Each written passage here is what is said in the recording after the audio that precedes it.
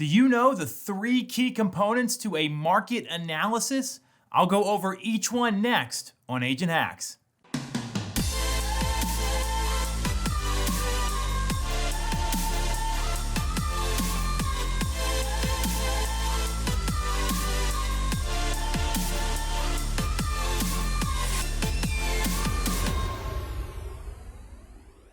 We all know that every agent out there right now is looking for more listings. They are trying to build their inventory, especially if they've got their head on straight and they understand the challenges in the marketplace, because listings give you leverage. And part of that is making an effective presentation. And part of the presentation is giving a very accurate market analysis of what homes are selling for and how that home that you're interviewing to sell stacks up to all the competition and what the price is going to be. That's the biggest question that sellers have. Here's the thing. A lot of folks don't know how to give an effective and accurate market analysis. So I'm going to break it down into 3 components for you, and we're going to go over 3 different data sets with the seller. So how we started off is typically pull the public records information for the property, show them what their square footage is, how big the lot is, how many bedrooms, how many bathrooms, and use this line. This is like a bonus hack right here.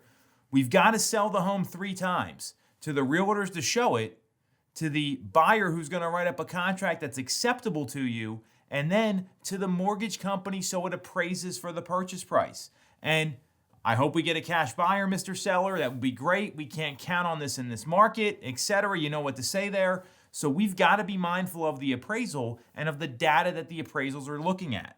So that's how I preface everything. You give them their basis point, show them about their property, and then you break it down in these 3 different data sets. The first one should be active competing listings, right? So what's on the market that buyers are probably going to look at if they're looking at the subject property. That's going to be a number 1. This component of the analysis does not depend on what's happening in the market, whether you're seeing high inventory or low inventory. You want to do this 100% of the time, because if there's high inventory, then you're going to want to competitively price the listing to undercut the others so it's the next property to sell. If there's low inventory like we are now, you can really push the number. So this is where market knowledge and being the knowledge broker is so important.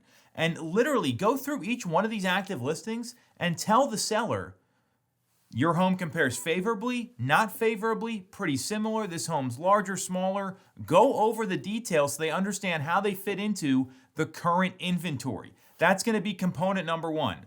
The second part of this is going over pending sales. In Pennsylvania, the final sale price is typically not disclosed until the property settles. So we only know the asking price unless you got some inside market intel. Maybe you sold the property. Obviously, then you can share that information with the client. So the pending data shows where the market's going. If the home's only been on the market 5 or 6 days and went under contract pretty quickly, you can let the seller know, hey, this was on the market 6 days. It probably sold at or above the asking price. So that's where you show where the market's headed. It's not concrete numbers. It shows trigger points, the prices that are getting homes under contract.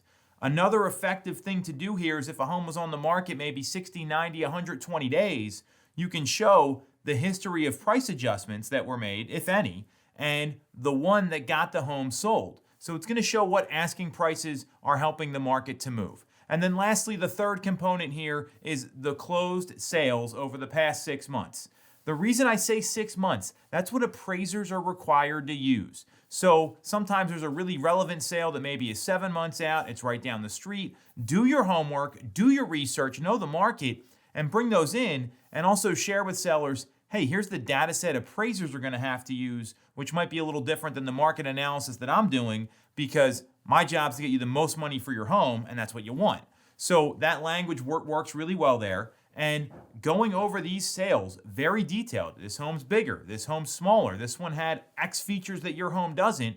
That's very effective here. And if you go through the analysis in that manner, you show them actives, you show them pendings, and you show homes that have closed, that is really thorough. Most agents just walk in with a list of comps of that all have closed. They don't go through these extra couple of steps that shows the sales flow from active competing inventory to getting an offer to getting to a settlement.